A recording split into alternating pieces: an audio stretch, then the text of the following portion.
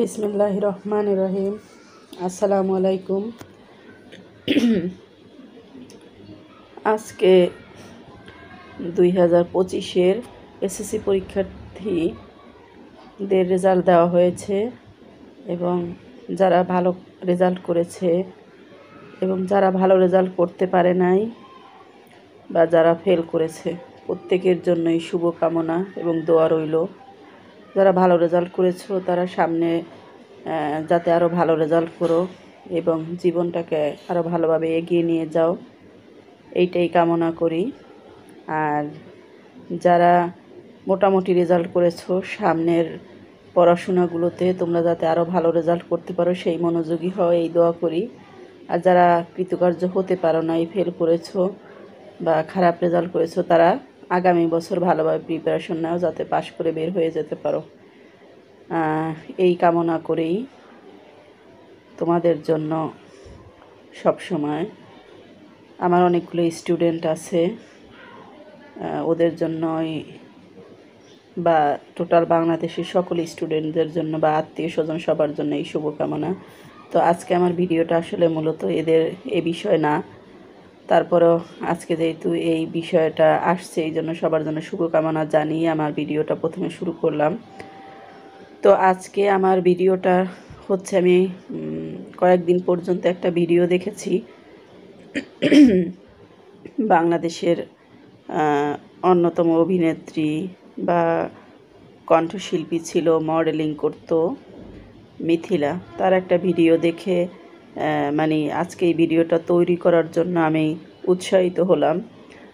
তো তার সাবেক হাজব্যান্ড তাহসান, তার সাথে তার বিবাহ বিচ্ছেদের ঘটনাগুলোতে আমাদের সাধারণ জনগণ এতভাবে রিয়্যাক্ট করেছে, মনে হয় বাংলাদেশের ইতিহাসে কোনো তারকাদের বিবাহ বিচ্ছেদে এত মানে হয় নাই, গণ্ডগোল হয় নাই। কিন্তু এত বছরেও ওনারা দুজনেই কেউ কোনো কথা বলে নাই এ বিষয় নিয়ে। তো হঠাৎ করে সেদিন মিথিলার এক সাক্ষাৎকারে তিনি একটা পয়েন্ট বলেছেন, যে পয়েন্টটাকে বোঝা যায় যে তার এই ডিভোর্সটা তার ইচ্ছায় ছিল না, মানে দুজনের সম্মতি ছিল পরবর্তীতে, কিন্তু আসলে তাহসানের ইচ্ছাটাই বেশি ছিল। আর যখন ওনাদের ডিভোর্স হয়, ওনার মেয়ের, উনি বারবার বলছে ওনার মেয়ের বয়স খুব কম, মানে 1 বছরের মতো বয়স। আর আমাদের সমাজে অনেকেই মানে মন্তব্য করতো যে হয়তো বা মিথিলা পরকীয়া করছে, এই জন্য তাকে ডিভোর্স মানে আলাদা হয়ে গেছে। কিন্তু দেখেন, 1 বছরের একটা বাচ্চা মেয়ে যদি থাকে, সেই মেয়েটা কখনোই অন্যদিকে মানে ওই বাচ্চা সামলাবে না, অন্য কিছু করবে না, প্রেম করার মতো মনোভাব কোনো কিছুই থাকে না। কিন্তু আমাদের সমাজটা এমনই সমাজ যে কোনো সমস্যা হলেই, কোনো কিছু হলেই সব দায়ভার নারীদের দিতে হয়। যদি এই যে ডিভোর্স হয়েছে, কারণ কি মিথিলার জন্য হয়েছে। আবার এই যে তাহসান বিয়ে করেছে দ্বিতীয়বার, সেই বিয়ের সময় গালি খাইছে কে? মিথিলা খেয়েছে। মানে সব কিছুতেই কিন্তু তাকেই মানে সেই ভিলেন হয়েছে।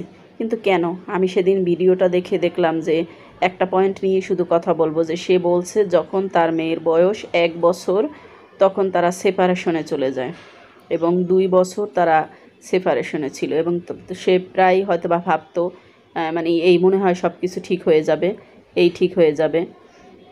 কিন্তু তারপরে অটোমেটিক্যালি তাদের এক সময় ডিভোর্সটা হয়েই গেল।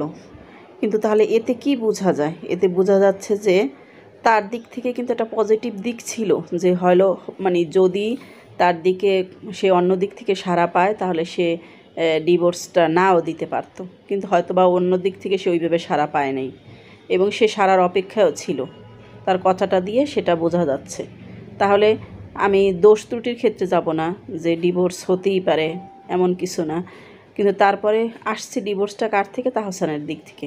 কিন্তু গালি খেলো কে? মিথিলা। এই এই জিনিসটা আমাদের সমাজে মানে এতভাবেই হচ্ছে যে কোনো ছেলে ডিভোর্স দিতে পারবে, কোনো সমস্যা নাই, একটা মেয়ে ডিভোর্স দিলেই সে খারাপ হয়ে যায়।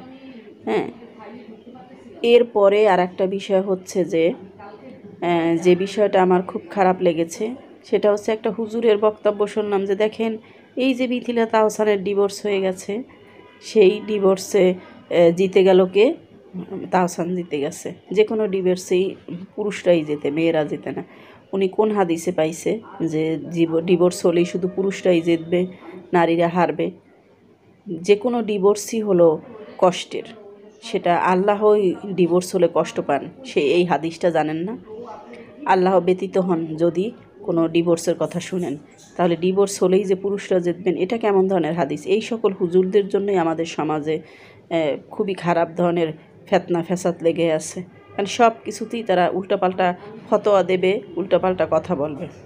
কিন্তু আপনারা এইসব হুজুরদেরকে আসলে করা উচিত, মানে জবাবদিহিতার আওতায় আনা উচিত। যে কোনো সময় যে কোনো ধরনের কথা বলে এরা একটা বিশৃঙ্খলা সৃষ্টি করে।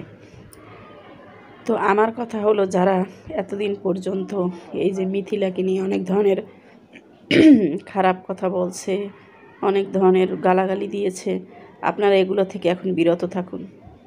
এর ক্ষেত্রে না, সবার ক্ষেত্রেই, যে কোনো মানুষের বা যে কোনো তারকা জুটির বিবাহ বিচ্ছেদ হলে আপনারা এই থেকে বিরত থাকুন। তাদের একটা ব্যক্তিগত জীবন আছে, তাদের ব্যক্তিগত জীবন না জেনে না বুঝে কাউকে অকারণে বকাঝকা করবেন না, গালিগালাজ করবেন না।